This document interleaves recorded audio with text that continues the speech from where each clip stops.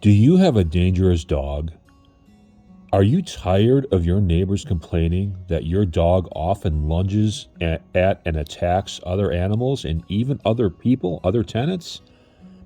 If so, come to Haverkamp Properties. At Haverkamp Properties, if your dog attacks someone, we will simply ignore it. And if the other tenant reports the attack, your community manager, Brooke Farmer, will make sure to delete that email before any other tenants or even any other employees have the chance to see it. Haverkamp Properties. We allow dog attacks.